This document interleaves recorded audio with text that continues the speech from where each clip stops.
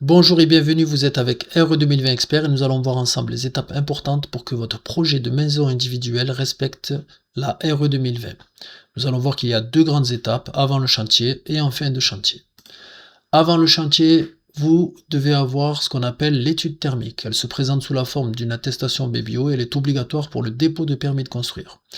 Ensuite, vous aurez besoin de ce qu'on appelle l'analyse du cycle de vie. C'est le calcul des émissions carbone de votre projet et c'est un document obligatoire à l'ouverture du chantier. Enfin, vous aurez besoin du dimensionnement de la VMC. Ce document, il est fortement conseillé d'en disposer dès le début du chantier car il faudra le donner aux intervenants. Le maçon en a besoin pour la sortie en toiture, le plaquiste pour la trappe de visite, le menuisier pour les entrées d'air et la personne qui pose la VMC pour bien suivre la liste de matériaux et le plan de pose. Ensuite, nous passons à l'étape finale en fin de chantier. À ce moment-là, il faudra fournir trois documents obligatoires que nous venons de voir ensemble.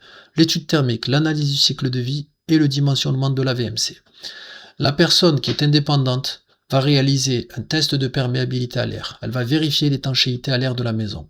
Ensuite, elle va vérifier la cohérence entre votre étude et les matériaux et les équipements qui sont installés dans votre projet. Enfin, elle va faire un contrôle de la VMC. Cela consiste à vérification de la pression en bouche et vérification de la pose en conformité, en adéquation avec le dimensionnement de la VMC. Voilà, j'espère que cette vidéo vous sera très utile pour réussir votre projet RE 2020.